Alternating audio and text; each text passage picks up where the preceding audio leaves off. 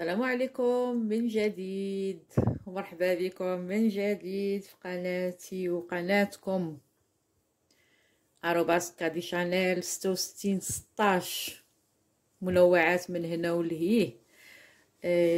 كما قلت معكم البارح نعاود نقول اليوم مرحبا بكم في القناة وقناتكم وقناتي، وكل مره حويجه جديده من هذاك الشيء اللي كنعرف وداك الشيء اللي كنتعلم وداك الشيء اللي كان هذا.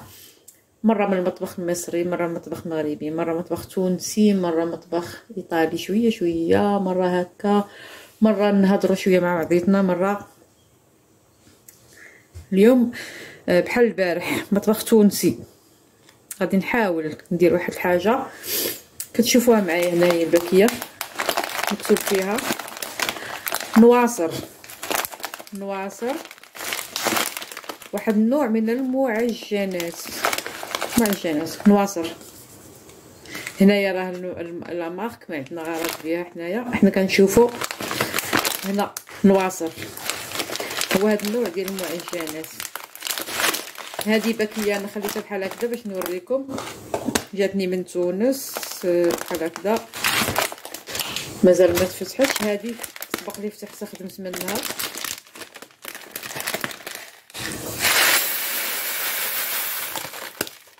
نزل كلشي. هاد الباكيه فيها 500 غرام، نص كيلو يعني. هنايا باقيه واحد 250 غرام، حيت سبق لي انا حليتها وخدمت بها. نهز في يدي باش نوريكم كيفاش كتكون. ندير هنايا فوق هادي كتكون بحال هكا مربعات قطيعات بحال هكذا. هادو باكيات مشريين من المحل هادو كاينين نواصر طبيعيه كيصايبوها العيالات في الديور. انا بقيت كنستف فيهم هنايا كيكونوا مربعات بحال هكذا، سميتهم نواصر. الباكيه اللي حليتها انا خدمت منها واحد المره، درت بها شوربه جاريه باللحم ولاصوص وكلشي. ومره واحده اخرى درتها شوربه واحده اخرى شنو سميتو بالبويو بالبرودو ديال الدجاج والخضره. كتجي زوينه، فيها واحد البنه زوينه وفيها واحد المذاق زوين. اليوم غادي نديروها مفوره بحال كسكسو. غادي نفوروها بحال اللي كنفورو كسكسو. كنديروا لها اللحم ولا الدجاج والخضره وكلشي. اول حاجه كنغربلوها بحال هكذا. الا كان فيها شي بقايا ديال الدقيق ولا شي حاجه، هنا كتشوفوا معايا ما فيها والو، ما فيها حتى حاجه. اللي كتكون مصوبه في الدار حيت كيصوبوها بالدقيق، ملي كنغربلوها كينزل منها شويه. هذه لا، هذه ما فيها والو، ما فيها حتى حاجه. انا غربلتها قدام منكم ما فيها والو الحمد لله. اول حاجه كنديروها كنزيدوا فيها واحد شويه ديال خرقوم البلدي، شويه ماشي بزاف. ملي كتفور كتولي فيها واحد اللوين زوين. كنزيدوا فيها شويه ديال الزيت. انا غادي ندير شويه زيت الروميه وندير شويه زيت البلديه، ندهنوها. هاد النواصر ولا هاد المقارونيه ندهنوها بالزيت لان غادي تفور باش ما تلصقش. انا كنخدم هكذا بهاد السباتولا، ممكن نخدمو بيدينا ماشي مشكله. لبسوها كامله بالزيت ونخليوها ترتاح ونمشيو نجهزو لاصوص. ممكن نديروها باللحم، ممكن نديروها باللحم بقري ولا لحم الخروف، ممكن نديروها بالدجاج اللي متوفر عندنا. صافي انا كنظن بانها تلبست كامله بالزيت. صافي نخليها بحال هكذا.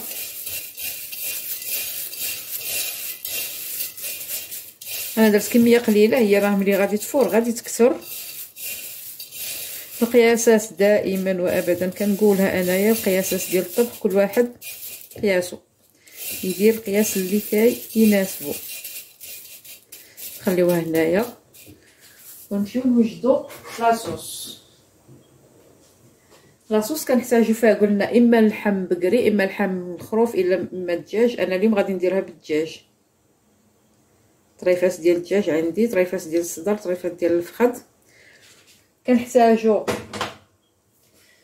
الزيت، انا دائما في الطبخ كنخلط زيت الزيتون وزيت الروميه.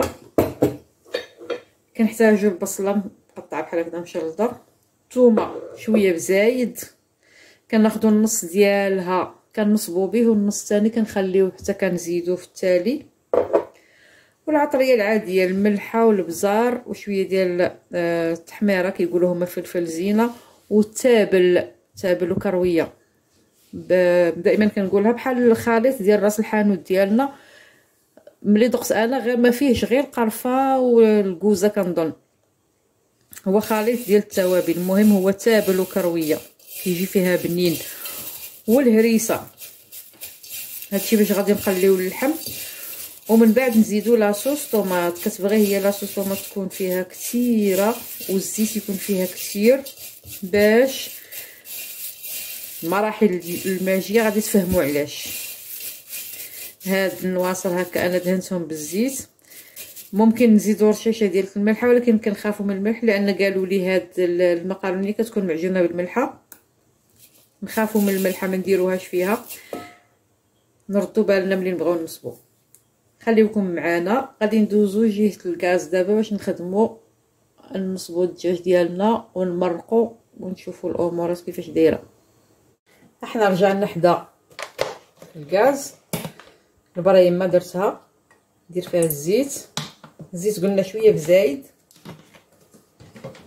هادشي اللي كتقول الوصفه، خاص الزيت يكون فيها شويه بزايد باش ملي نكملوا الوصفه غادي تفهموني في الاخر علاش ما تجيناش معجنه، ما تعجنش لينا. وكننزلوا طريفات ديال الدجاج ولا اللحم ولا اللي هو باش خدامين حنايا.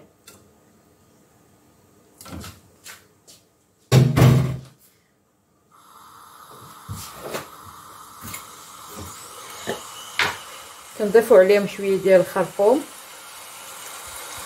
بلدي.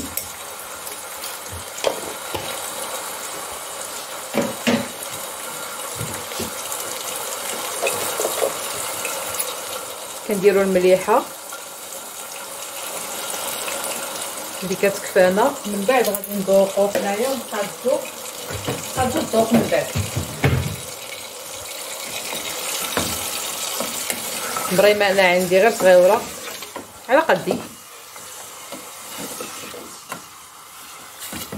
نخليو هاد الحيمات بحال هكذا، نحطو هادينا وقفين نتيا. نديرو تابل وكرويه كما قلنا.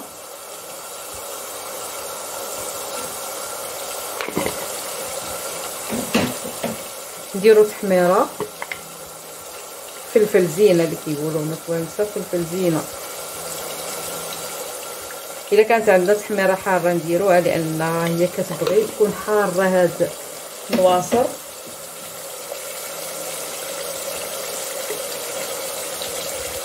نزيدو شويه ديال البزار،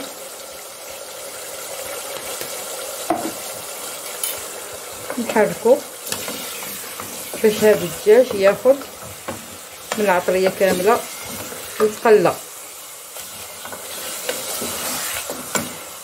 كنديروها بحال الشغل ديال الكسكسو تماما، غير هي زايده فيها الثومه وزايده فيها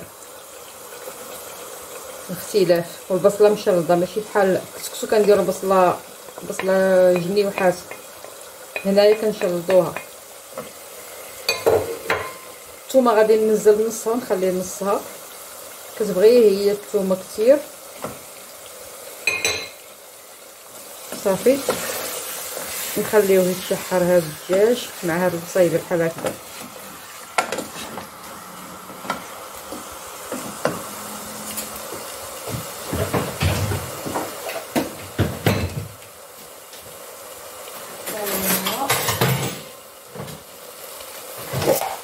نجيبو الهريسه. انا غير كنديرو كنقيس في الهريسه، ما كنديرش بزاف حيت انا ما كناكلش الحار بزاف. كندير غير شويه اللي نقدر نستحمل انا باش نقدر ناكلو. هو المطبخ التونسي معروف بالحار، ماكلتهم حاره وبنينه صراحه. المطبخ التونسي معروف بالحار، متنوع تبارك الله، عندهم وصفات ما شاء الله. صافي الخضره كنديروا فيها الخيزو، نديروا فيها القرعه الحمراء القرعه الخضراء. انا عندي هنايا الخيزو وعندي الحمص وعندي القرعه الخضراء والبطاطا. القرعه الحمراء مشيت لعند الخضار اليوم باش ناخذها ما لقيتهاش، قال لي ما كايناش القرعه الحمراء. صافي غادي نكتفي بالمكونات اللي عندي، خيزو قرعه خضراء قرعه الخضراء قرعه الخضراء، ها الكوسه. نكتفي بالخيزو والقرعه الخضراء والحمص. الحمص انا درتو يتسلق لان مع الدجاج ما غاديش يتحمل فيها بزاف.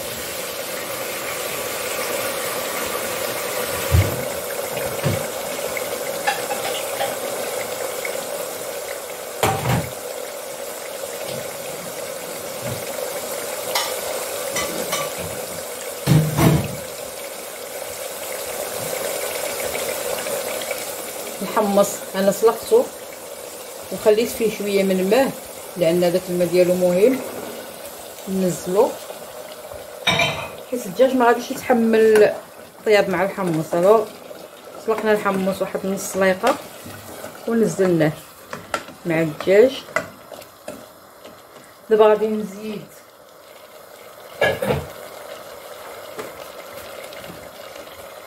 خيزو، كيخليوه هما بحال هكذا صحيح. انا كما شفت خليته.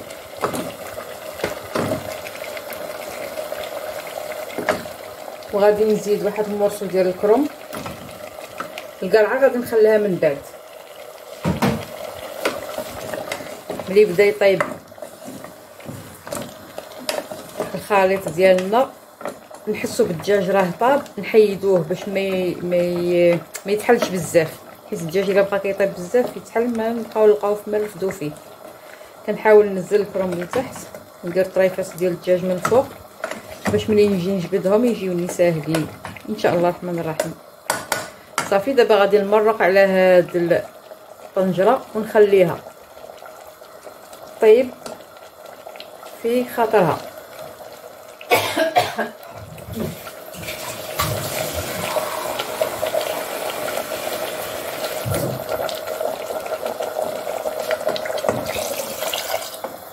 هكا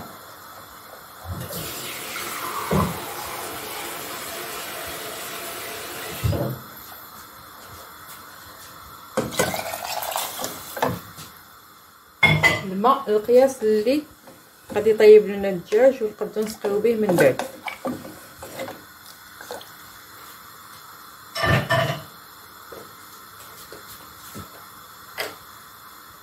دابا غادي نزيد لاصوص طوماط. انا عندي لا طوماط جاهزه، لاصوص طوماط جاهزه غير كبه. الا كانت عندي حتى معجون الطماطم مركز خطيشات الحك اللي كنقولوا حنايا، الا كانت عندنا كنزيدوا منها. هي كتبغي تكون المرقه مرقه ثقيله، ما تكونش جاريه بحال ديال الكسكسو.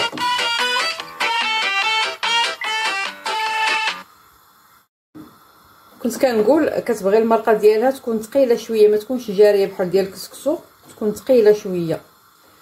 دخلت واحد المكالمه انا قطعتها حتى نكمل معكم التسجيل ونعاود نريكوبيرها. المرقه كتكون شويه ميدمه قلنا وتكون عاقده شويه، ما تكونش جاريه بحال ديال الكسكسو، وكتبغي مطيشه والحار مزيان. داكشي باش درت انايا مطيشه. وقلت معكم اذا كانت عندنا مطيشه الحك نضيفوها حتى هي، انا ما عنديش، غادي نكتفي بهادشي اللي عندي. صافي غادي نحط الكسكاس ونخليها تغلي وتعاود. عاد نجيب النواصر اللي درتهم في الزيت نديرهم في الكسكاس يفوروا ونعاودو نتلاقاو من بعد. ها انا رجعت مره واحده اخرى، هي البريمه ديالتنا كتغلي.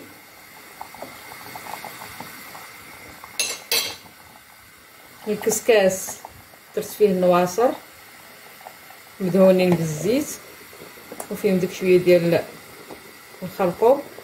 غادي نحطها هنايا ونخليها خصها تفور. هاد المعجنات هاد النواصر خصها تفور واحد 10 حتى 15 دقيقه، طلع فيها الفوره مزيان. عادو ننزلوها ونحلوها ونكملوا باقي المراحل. هذا علاش كنقول لكم ما تمشيو فين، خليكم حدانا. مرحبا بكم. احنا رجعنا بعد ما فارت نواصل الفوره الاولى، نزلتها هنايا في هذه القصعه هكا شويه واسعه، و من البريمه من لاصوص اللي كتغلي كناخذ باش كنسقيها بهذيك لاصوص اللي كانت كتفور فوقها. كنسقي وانا كنحرك بحال هكذا، نسقيها نحركها نخليها تشرب. ولاصوص بالدجاج بالحمص والخيزو راهم كيطيبوا. هذه فارت واحد 15 دقيقه نواصر. نزلتها انا هنايا في هذه القصعه، كنحلها بهذيك لاصوص باش كتجي مشربه لاصوص وكتجي واخده هذيك اللون الاحمر. داكشي باش قلت معكم قبيله الا كانت عندنا كونسونطري دو طوماط مطيشه الحك نديروها كتعطيها هذاك اللون الاحمر زوين. ولكن هذه اللي عندي حتى هي مزيانه بحال المركز. صافي نخليها بحال هكذا تشرب واحد شويه، ولكن نحلها باش ما تلصقش على بعضيتها. داكشي باش دهناها قبيله بالزيت مزيان في البديه باش ملي نجيو نسقيوها بحال هكذا ما تلصقش حبه على حبه، تبقى مفارزه. نخليوها تشرب وتنشف واحد شويه ونعاودو نرجعوها في الكسكاس ونرجعوها عاود تفور واحد 15 دقيقه واحده اخرى. دابا انا غادي نحيد الدجاج باش ما يتحلش بزاف. ملي نجيو نحطو ما نلقاوش الدجاج داب ما بقى فيه والو، نبقاو باقي فيه من ناكلو. بسم الله.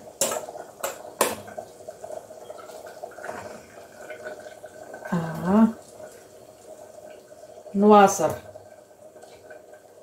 أكلة تونسية مشهورة زوينة بزاف.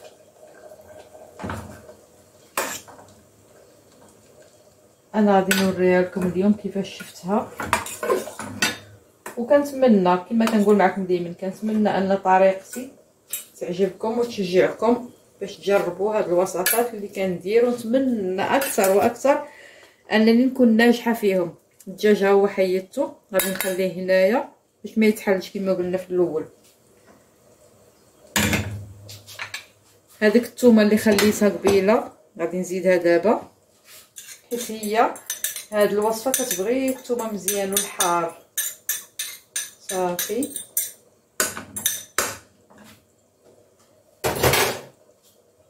نحركو هاد النواصر. هي نوع ديال المقارونيه، نوع ديال المعجنات سميتها هكا نواصر. صافي واحد شويه ونعاود نرجعها في الكسكس باش تفور الفوره الثانيه. خليوكم معنا ما تمشيو فين، دائما كنقولها لكم. مره نحركوهم نواصل باش يتشربوا هذيك لاصوص اللي سقيناهم بها، وفي نفس الوقت ينشفوا كما قلنا، ما نخليوهمش تجي حبه لاصقه على حبه. حنا خلاص رحنا دهناهم بالزيت في الاول، ولكن رغم ذلك زياده في الاحتياط ساعه نحركهم بحال هكذا. هنا دابا في هذه المرحله انا غادي نضيف القرعه والبطاطا والقرن فلفل. هو عندي غير واحد ما عندي ما ندير على كل غادي نضيفهم في البريمه ونعاود نجمع هاد النواصر نديرهم في الكسكاس ونحطهم يديروا الفوره الثانيه ونعاودو نتلاقاو مره واحده اخرى. كنبقى نحرك انايا كنتكلم ونحرك. صافي ننزلو الخضيره ديالتنا هنايا طيب وننزلو النواصر في الكسكاس يديروا الفوره الثانيه ونعاودو نتلاقاو لان باقي مرحله واحده اخرى خصنا نديروها. نخليها لكم مفاجاه باش تعرفوا شنو غادي ندير بهم. بس تمشيو فين انا غادي نديرهم في الكسكاس دابا ونديرهم يفوروا. خليكم معنا. احنا رجعنا مره واحده اخرى عاوتاني النواصر فاروا الفوره الثانيه. الفوره الاولى المره الاولى درنا لهم الزيت وحطيناهم في الكسكاس نزلناهم وسقيناهم بلاصوص اللي طابت خليناهم نشفوا رديناهم يفوروا عاوتاني وعاود نزلناهم وسقيناهم. هذه الفوره الثانيه. دابا غادي نعاود نسقيهم من هذيك لاصوص وانا شعلت الفران كيسخن على درجه حراره 200. المهم درجه حراره تكون عاليه وغادي ندهن لاطه ديال الفران بالزيت ونسرح فيها هاد النواصر. دابا انا غادي نسقيهم بلاصوص ونخليهم يشربوا ونستفهم في اللاطه وندخلها للفران باش تجمر تشرب هذيك لاصوص ديالتها كامله وهي في الفران. عاد نديروها في طبق التقديم. خليكم معنا ما تمشيو فين. هاد الوصفه فيها مراحل كثيره ولكن زوينه وممتعه وفيها مفاجآت زوينه. كنلاحظوا الحبات مفارزه الحمد لله ما تلصقت ما والو تبارك الله ما شاء الله. لاصوص ديالها كتكون عاقده شويه ما كتكونش خفيفه بحال ديال الكسكس وكتكون ميدمه يعني فيها الزيت بزايد باش ما الحبات يتلصقوش لينا. غادي نزيد واحد شويه ديال لاصوص مازال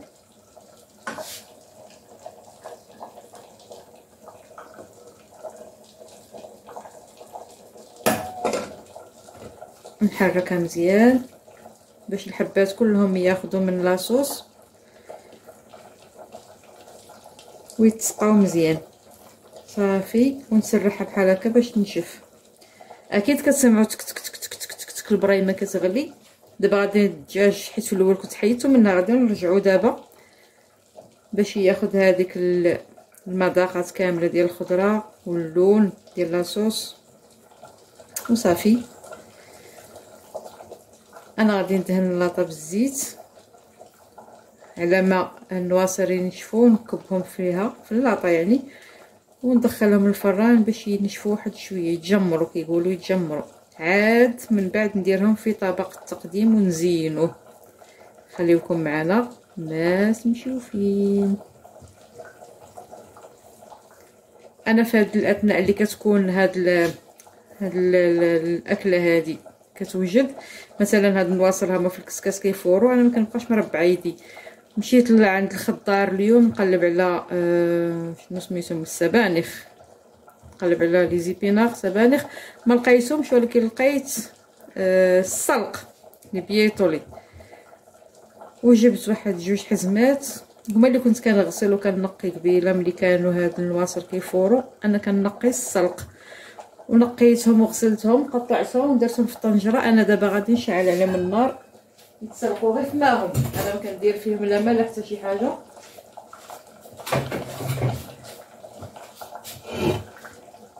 هما هادو السلق في الماء ديالهم بحال هكذا غسلتهم ونقيتهم ودرتهم هنايا. انا غادي ندير نشعل عليهم النار يتسلقوا بماهم. من بعد ملي كيتسلقوا كنديرهم بحال خدمه ديال البقوله عندنا حنايا ولكن كندير غير شويه ديال الثومه مع زيت الزيتون في المقيلات تشحر وكنديرهم بعد ما تسلقوا هكا في الطنجره كنهزهم وكنديرهم في المقيله يتشحروا مع هذيك الثومه زويته وصافي كناكلهم. الا كان عندي زيتون كندير معاهم الزيتون، ما كانش عندي ما كندير والو عادي، كنقضيو بالموجود، نقضيو بالموجود باش ما نعقدوش الحياه.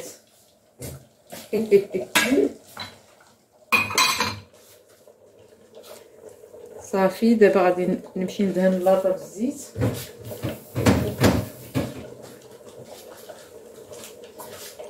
شويه زيت الزيتون في اللاطه،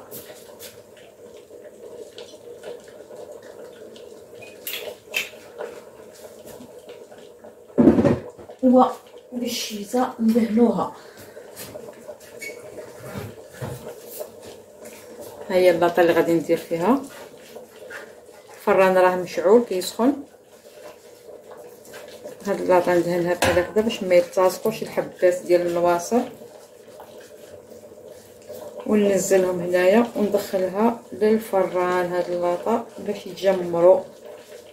صافي 10 دقائق 8 دقائق 10 دقائق ونحيدهم. نديرو بحال هكا.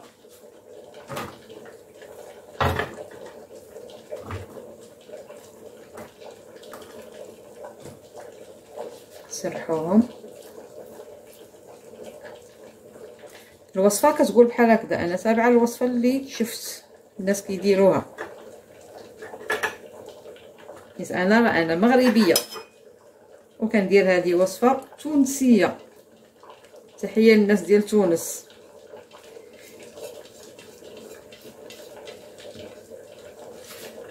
الاخوه الاشقاء كما يقال.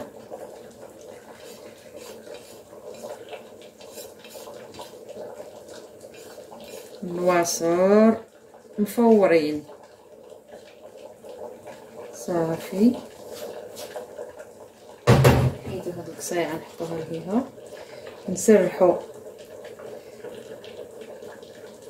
هاد الامور هكذا. الفران يسخن مزيان، انا شاعلاتو. غادي نزيد نرش عليهم واحد شويه ديال الصلصه وندخل كلشي للفران يتجمر، ونعاودو نتلاقاو من دابا 10 دقائق 15 دقيقه يكونوا النواصر تجمروا، ويكونوا السلق، الاوراق ديال السلق يكونوا تسلقوا. السلق يتسلق، اوراق السلق لي بيطولي. بون اوكي بحال هكذا مزيان. الحبات اللي بقاو هنا ينزلوا. صافي غادي نسقيها بشويه ديال لاصوص كما قلنا، وندخلها للفوغ للفران باش تجمر، ومن بعد نتلاقاو باش نصوبوها في طبق التقديم. انا سقيتها بشويه ديال لاصوص مره واحده اخرى، غير حاجات بسيطه ماشي بزاف.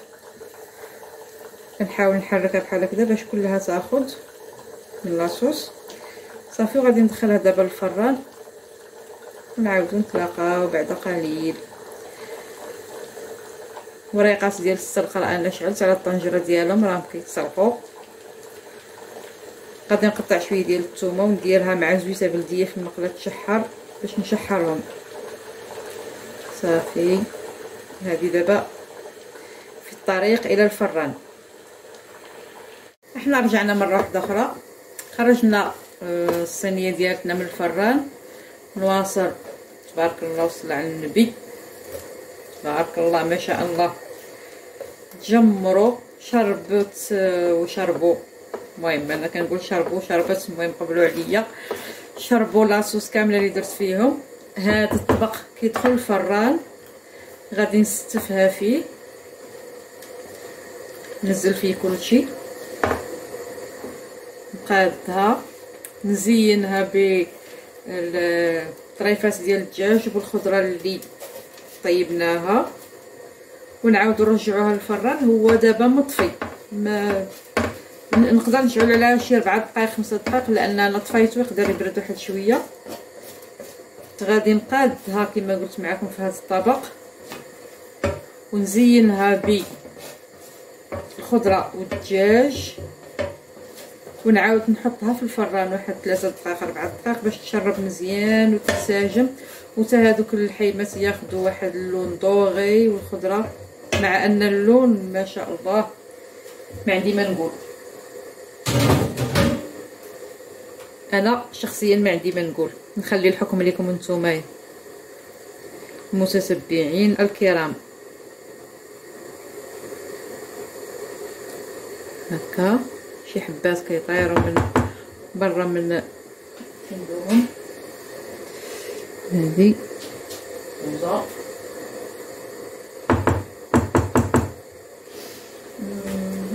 ناخذ فورشيط صافي، قادينا كلشي هنايا.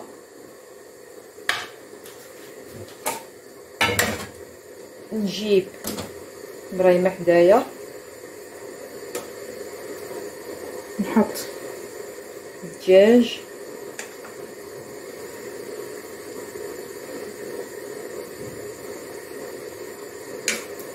الطريفات اللي عندي ديال الدجاج،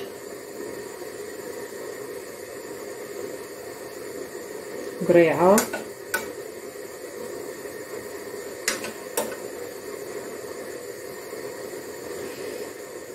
انا كنحط كما جات، ما عنديش شي ديكور فراسي ولا شي حاجه معينه.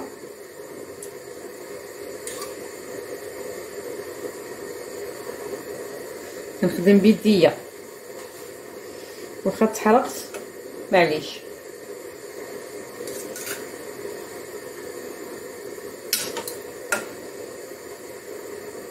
وكنزرب باش نقدر نعاود نرجعها الفران محدو مازال باقي شويه سخون.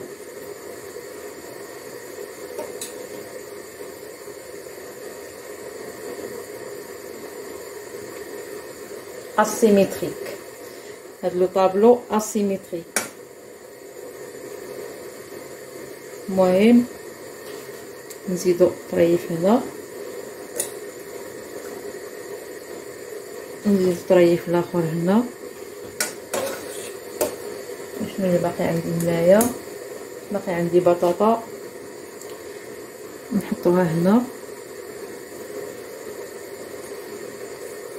قرن الفلفل،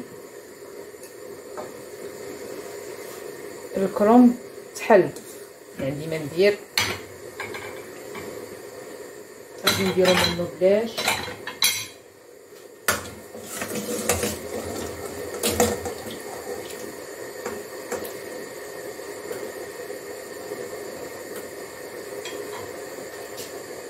شويه ديال الحمص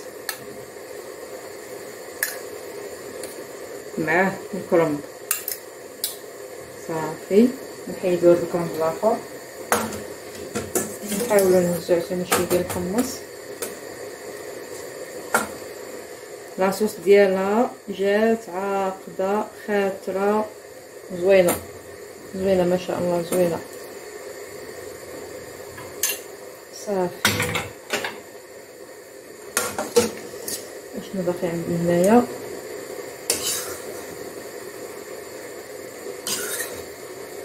طريفه ديال الجزر نحطها مازال هنا صافي. وغادي ندخلها الفران تجمر واحد شويه ونعاودو نتلاقاو. الفلفل نحطوه الوسط حيت كاينه غير واحد. غندخلها الفران تجمر ونعاودو نرجعو نوريكم الشكل النهائي. باقيين عاقلين معايا على لي بييتو اللي قلت معاكم السلق. قلت لكم انا السلق غادي نديرو السلق فوق كانت عامره حتى لهنا. هادشي اللي بقى فيهم. معروف هادشي في الخضره بحال هكذا الربيع، السلق والسبانخ وكاع الورقيات بحال هكذا كتكون الطنجره عامره، وملي كيبداو يتسلقوا كيطيحوا كيبقى فيهم غير هادشي. خير وبركه. انا درت هنايا هي كتشوفوها مقيله فيها شويه ديال الثومه مع زيت الزيتون هاد اللي بياكل اللي هنا غادي ننزلهم هنايا بعد ما غتشحر هاد الثومه، غنزلهم يتشحروا معاها صافي فقط لا غير. نذوق، لان عاده السلق ولي زيبينار كيكونوا مالحين، في من الملح ديالهم ما نحتاجوش نزيدو.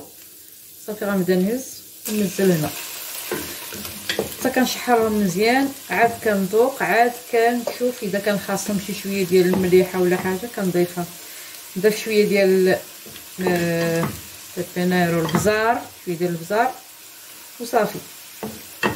كاين اللي كيضيف الكمون، اللي معايا ما كياكلوش الكمون، الراجل ما كياكلش الكمون، انا ما غاديش نديرو. صافي غادي نديرها بحال هكا، نديها ونجيبها في هذا الزيت وفي هذا الثومه ونقص عليها العافيه ونخليها تبقى تشحر في الزويته. صافي انا وجدت واحد شليضه حيت ما كنتعشاش في الليل اصلا، قبيله تغديت معطله. شليضه، خس، خيار، مطيشه، شويه ديال التفاح الاحمر، كنزيد معاه بعض المرات شويه ديال الزبيب، شويه ديال الكركاع وصافي، وشويه واحد المعلقه من هاد لي بيطولي زوينه للهضم.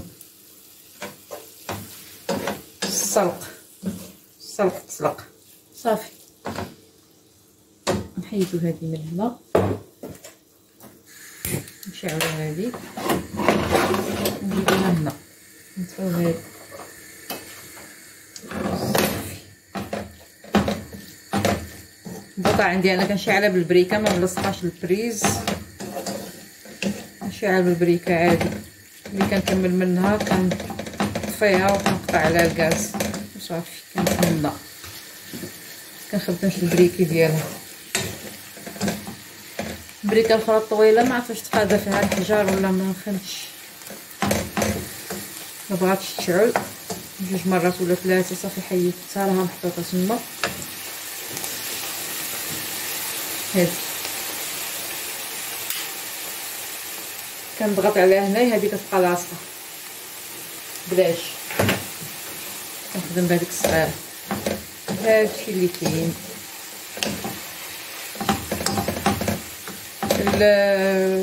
الطبق ديال النواصر راه في الفران، انا طفيت الفران دابا راه مطفي، ولكن خليته يرجع عليه هذاك الصهد باش تشرب مزيان وتتجمر. يقولوا النواصر مجمرين خاصهم يتجمروا في الفران، النواصر مفورين خاصهم يتجمروا في الفران. صافي دابا نزيد شويه ديال البزار، غير شويه ما نزيدش بزاف صافي.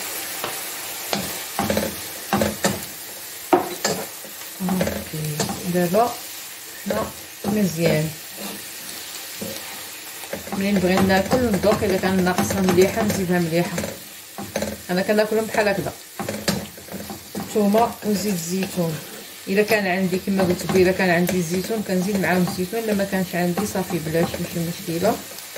كنبدا عاد غادي نخرج نتغدى داكشي اللي خاصني، زيتون، اتاي، دجاج، كفته، هذه امور خاصاني ما بقاتش عندي. نبدا ان شاء الله ملي نخرج نتغدى. اليوم خرجت ولكن ما مشيتش عند الجزار المغربي، حيت هذه الحاجات كناخذها من عند الجزار المغربي، اتاي والكفته والدجاج والزيتون. صافي غادي نقص حتى النار ونخليها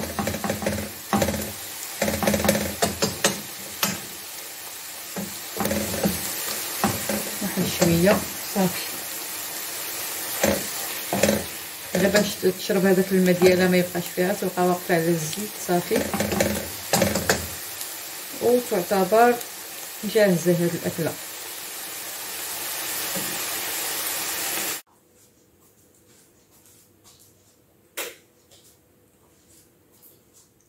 مرحبا بكم. نواصر مفورين وجمرناهم في الفران وخرجناهم الخضيره، نحولوها بحال هكذا باش نقدروا نهزو. بسم الله، نهزو بحال هكذا ونغرفو في الطبسيل ديالنا وناكلو.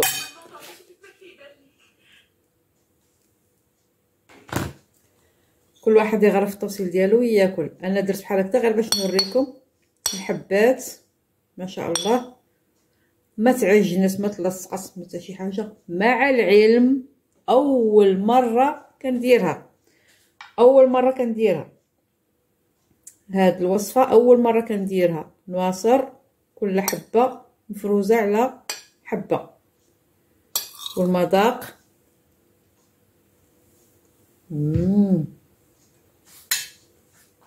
ما شهيتكم صراحه، ما شهيتكم. مرحبا بكم،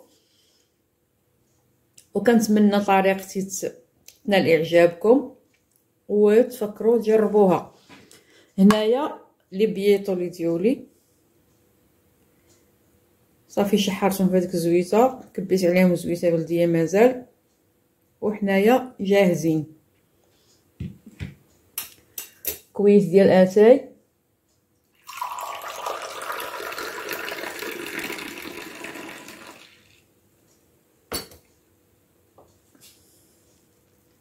بالصحه والراحه.